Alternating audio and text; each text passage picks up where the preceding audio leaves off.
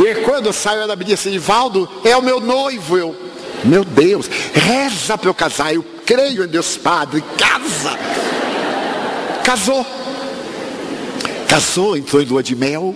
E quando ela voltou, eu disse: agora você é uma mulher feliz, não é verdade? Quase. Eu disse: mas houve alguma coisa na lua de mel? Não, Divaldo, eu estou casada com ele, mas estou morando com a minha sogra. Então eu quero lhe pedir uma coisa. Já que você orou para eu me casar, você ora pedindo a Deus para meu marido comprar uma casa? Eu já tinha começado mesmo. Orei. Foi quando a Caixa Econômica criou esse primeiro plano da casa própria. E o marido dela comprou um apartamento a uns 10 quilômetros de Salvador, mas comprou. E nós fomos no dia da festa. O apartamento era tão grande que não cabia 5 pessoas na sala de jantar. Mas era uma casa. Eu fiquei tão feliz. E quando eu saí, eu digo: agora você está feliz, porque você já tem marido, você já tem casa. Não está feliz? Quase. Mas por que não? Divaldo, são 10 quilômetros daqui para o instituto. Peça a Deus para ele comprar um carro. E eu aí: Senhor, para ele comprar um carro. Foi quando o governo brasileiro lançou um plano ótimo, daquele automóvel barato. Alguém aqui vai se lembrar. Era um automóvel tão barato, que só tinha um motor e a carroceria. E era barato. E um dia eu chego para trabalhar de ônibus e a minha colega salta de um automóvel na porta do instituto. E disse: mas eu estou perdendo meu tempo orando por ela, está ficando rica. E eu de ônibus. Ela entrou no elevador e eu disse: então, de carro. Meu marido comprou um carro, Divaldo. Agora nós estamos indo ao trabalho e vindo de carro. Então está feliz. Você já tem marido, já tem casa, já tem carro. Divaldo, vou lhe ser franca, você continua orando por mim? Eu digo: depende, porque também eu tinha que orar por mim. Você ora para eu ter 2 filhos. O primeiro, um rapazinho. Depois uma menina. Um daqui a 3 anos. E o outro daí a mais 2 anos. Porque naquele tempo apareceu a pílula. A pessoa programava. Você ora? Eu olhei para ela com compaixão e disse assim: oro. E orei. Nasceu o menino, 3 anos. Daí a 2 anos, nasceu a menina. E ela me pediu para batizar. Eu digo: não, está batizado em nome de Deus, deixa o resto para lá. Eu sou padrinho espiritual. Agora você está feliz, já tem marido, já tem casa, já tem carro, já tem filho, já tem filha. Ai, Divaldo, é o último pedido. Eu estou quase feliz, mas eu só serei feliz mesmo é do dia que meu filho se tornar funcionário da Petrobras e a minha filha for morar em Cascavel. Aí eu serei feliz. Eu então larguei, porque também era demais. Quer dizer, a minha amiga era escrava do que não tinha. Mas que é a felicidade? Ter ou não ter? Nesse ínterim apareceu um terceiro filósofo, Zenon de Cício. Zenon dizia: nós somos infelizes porque temos medo. Temos medo de amar. Há mais de 2000 anos. E ainda hoje temos medo de amar. Temos medo da morte, medo da doença, medo de perder o emprego, medo do estupro, medo de uma agressão. Temos medo de nós mesmos. Então ele pregou a doutrina estoica. A criatura humana deve ter uma visão otimista em relação à vida. Deve educar-se para enfrentar os problemas. E o estoicismo é uma das mais belas doutrinas da antiguidade grega. O estoicismo espalhou-se sobre a terra. E as pessoas começaram a ter resistências. Mas depois de algum tempo, essa doutrina formidanda apresentou certas nuances. Eu, por exemplo, tenho muita resistência às dores físicas. Mas quem é que tem resistência à saudade? Como é que a gente faz para negociar a saudade? Quando alguém querido parte e metade da nossa vida vai com o outro, a ingratidão.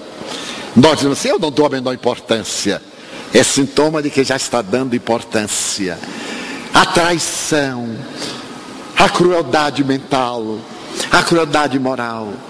Outros têm resistência para as dores morais e não suportam uma unha encravada, uma dor de dente. Então, nesse íntere aparece Sócrates, que prega a doutrina da maiêutica, que em grego significa parto. A mãe de Sócrates era parteira. E no dia que ela o levou para ver um parto, ele teve um insight e percebeu que nós somos procedentes de Deus, do mundo das ideias, eidos, e trazemos a essência da sabedoria em nosso mundo íntimo, o Deus interno. É necessário fazer uma viagem para dentro de nós, para arrancarmos o conhecimento. Daí nasceria a palavra educere, educação.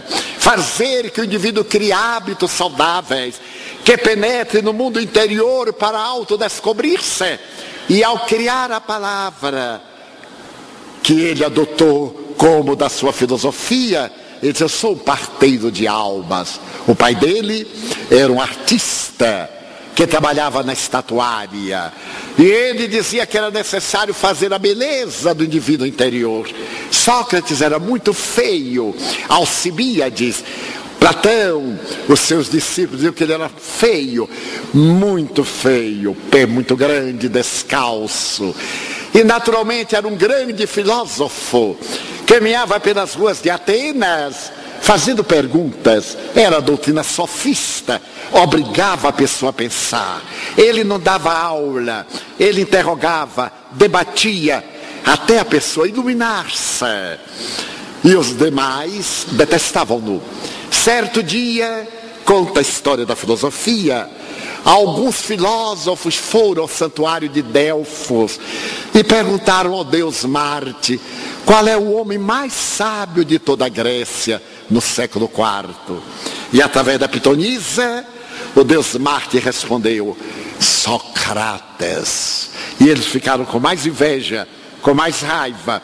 Voltaram a Atenas e encontraram Sócrates. E disseram: tu sabes que o deus de Apolo mandou dizer-nos que tu és o homem mais sábio da Grécia. Tu crês que és o homem mais sábio da Grécia? E Sócrates respondeu: creio. E por quê? Porque eu sou o único que sabe que nada sabe. E isto é sabedoria. Então ele resolveu ir consultar o Deus. E quando lá ele chegou, à entrada do santuário, havia no pórtico de entrada, grafado na pedra, esta frase: Genom, conhece-te a ti mesmo. A frase é atribuída a ele, mas não é dele. Já era da Grécia clássica muito antes. Ele achou a frase tão notável que introduziu na sua filosofia. E mais tarde, quando Allan Kardec pergunta aos espíritos venerandos qual o método prático mais eficaz para ser feliz neste mundo e superar as más inclinações, os espíritos responderam: um sábio da antiguidade já vos disse, conhece-te a ti mesmo. É a questão 919 de O Livro dos Espíritos. E é comentando essa questão, Santo Agostinho diz mais ou menos: fazei como eu quando estava na terra. Toda vez que ia deitar-me, fazia um exame de consciência dos meus atos. Quando notava que havia prejudicado alguém, no dia seguinte eu reparava. E quando me dava conta que havia agido bem, no dia seguinte eu prosseguia. É a mais notável proposta da psicologia contemporânea. O autoencontro, a autoiluminação. Jesus falará dela. Terá a ocasião de dizer: que vos adianta salvar o mundo e perder a própria alma?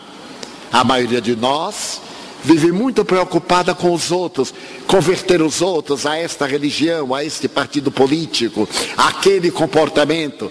A proposta não é converter os outros, é auto-iluminar-se. Então Sócrates abala o pensamento grego, mas ele vivia uma época muito infeliz, em que Atenas era governada pelos 70 tiranos. E naturalmente este filósofo perturbou a cultura, porque ele era democrata, ele acreditava no Deus sem nome, e foi caluniado por 3 invejosos. Foi levado a julgamento sob a acusação de perverter a juventude. Há determinado segmento atual de comportamento que diz que era por um problema sexual, mas não é histórico. Ele estava pervertendo a juventude, porque dizia ao jovem: não sigam esses tiranos, respeitem as liberdades democráticas, submetam-se à ética moral. Isto é uma perversão no mundo de contrastes. É necessário coragem, foi para o julgamento. O julgamento é uma das mais belas histórias da filosofia, narrado por Platão.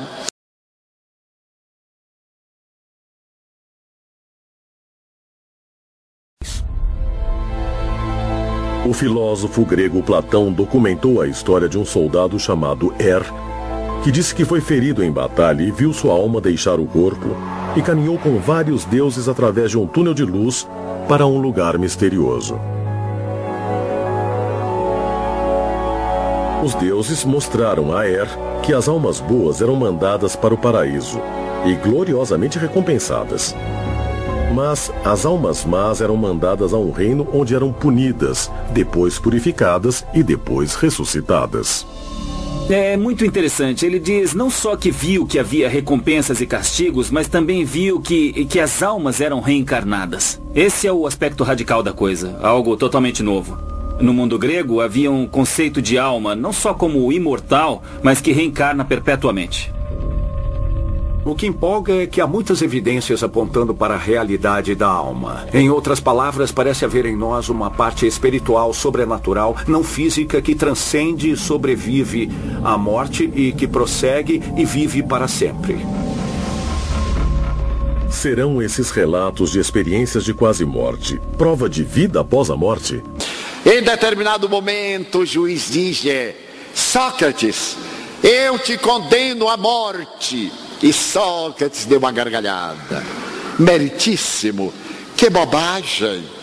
Todos nós, quando nascemos, já nascemos condenados à morte. Então, essa condenação não tem valor nenhum. Mas eu estabeleço que morrerás no fim da semana. E Sócrates sorriu e disse: será? Porque a morte é tão traiçoeira. Morre o sadio, fico doente. Morre o jovem, fico veterano. A morte é caprichosa. Ninguém nunca sabe em que porta ela vai bater. E ele foi para o cárcere. E narra Platão que, estando ele preso, um dos seus discípulos, chamado Criton, foi visitá-lo. E manteve esse diálogos socráticos. Mestre, eu venho trazer-te a liberdade. Liberdade, Criton? Eu sou livre. Não, mestre. Tu estás encarcerado. Criton, encarcerado está quem tem vícios, porque onde quer que vá, o vício vai com ele. Eu sou livre, porque eu sei pensar, e aonde vai o meu pensamento, aí vou eu. Tu acreditas que essas paredes impedem minha liberdade? Criton, como tu irias libertar-me? Subornamos os guardas. Já naquela época, há 2.380 anos mais ou menos, os guardas eram subornáveis. Hoje é necessário ver quase quem não é subornável. Então ele disse: subornastes os guardas com o quê? As joias da nossa família, para que a porta do presídio permaneça aberta e tu te evadas para nos ensinar a verdade, a filosofia. Sócrates disse: Criton, que mau filósofo tu és. Tu pensas que eu estarei anuindo ao crime de um jovem sem consciência, para depois eu falar sobre a verdade, para eu falar sobre a honradez? Vai e diz aos meus discípulos que Sócrates é livre e não fugirá.